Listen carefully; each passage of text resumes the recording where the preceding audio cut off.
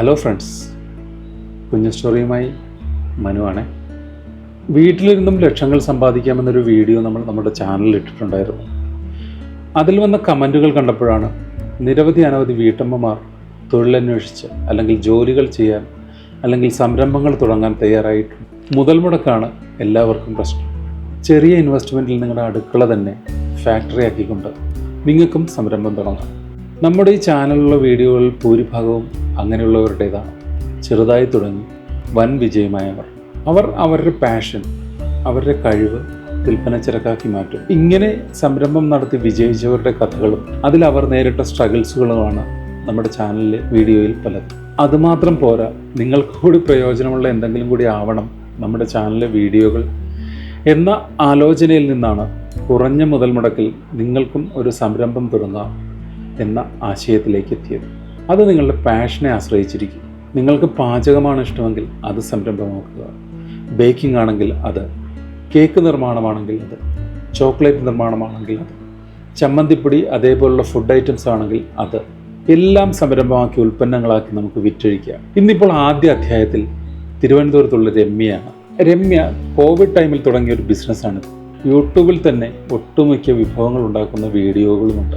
അത് നോക്കി പഠിച്ചെടുത്താണ് രമ്യ ലക്ഷങ്ങൾ മാസവരുമാനക്കാരിയായി മാറിയത്.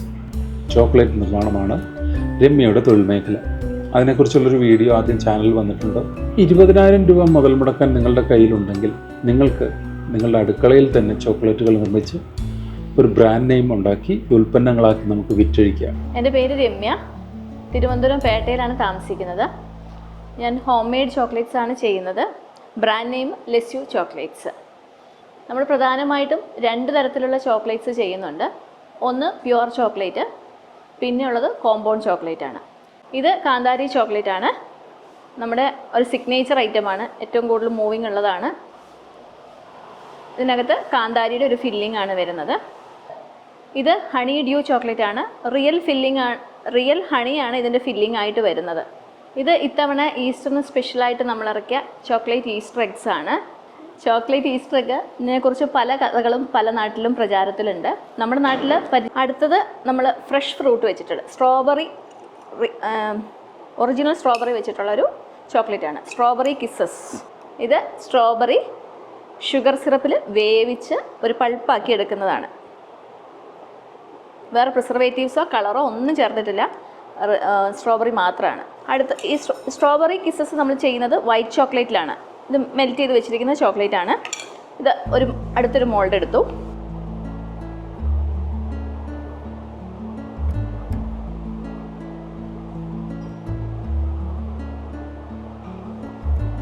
വീണ്ടും ഇത്ര ഫില്ല് ചെയ്തു. വീണ്ടും ടാപ്പ് ചെയ്ത് കൊടുക്കാം. വീണ്ടും നമ്മളിതിലേക്ക് ഒഴിച്ചു കൊടുക്കാം. സ്ട്രോബെറിയുടെ ഒരു ജ്യൂസി ഫില്ലിംഗ് ആയതുകൊണ്ട് തന്നെ കുറച്ചൊരു കട്ടിക്കൊരു കോട്ടിങ് ഇതിന് വേണം. തിൻ കോട്ടിങ്ങിൽ ചെയ്യാൻ പറ്റില്ല.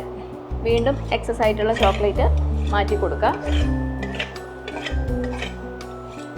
ഇപ്പോൾ ക്യാവിറ്റി റെഡി ആയിട്ടുണ്ട്. ഇനി ഇതിനൊരു 10 മിനിറ്റ് ഫ്രിഡ്ജിൽ വയ്ക്കാം. ഇത് നമ്മുടെ ചോക്ലേറ്റ് ക്യാവിറ്റി റെഡി ആയിട്ടുണ്ട്. ഇനി നമ്മളിതിൻ്റെ ഫില്ലിങ് നിറയ്ക്കാൻ പോവുകയാണ്. ഇതൊരു പൈപ്പിംഗ് ബാഗിലേക്ക് ആക്കി എടുത്തിരിക്കുകയാണ് സ്ട്രോബെറി നിറയ്ക്കാനുള്ള എളുപ്പത്തിന്.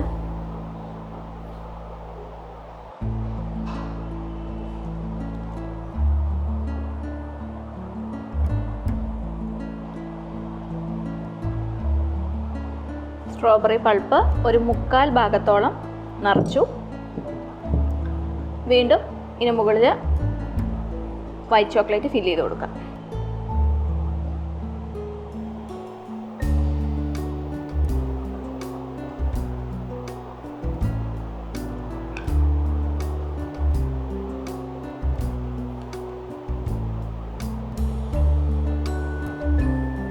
ഇനി അധികമുള്ള ചോക്ലേറ്റ് വീണ്ടും ഒന്ന് ലെവൽ ചെയ്ത് കൊടുക്കാം.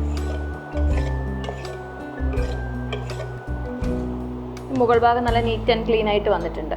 ഇനി ഇത് വീണ്ടും ഒരു 15 മിനിറ്റ് ഫ്രിഡ്ജിൽ വയ്ക്കാം, സെറ്റ് ചെയ്യാൻ വേണ്ടിയിട്ട്. നമ്മുടെ സ്ട്രോബെറി കിസ്സസ് റെഡി ആയിട്ടുണ്ട്. ഇത് നമുക്ക് ഡിമോൾഡ് ചെയ്യാം.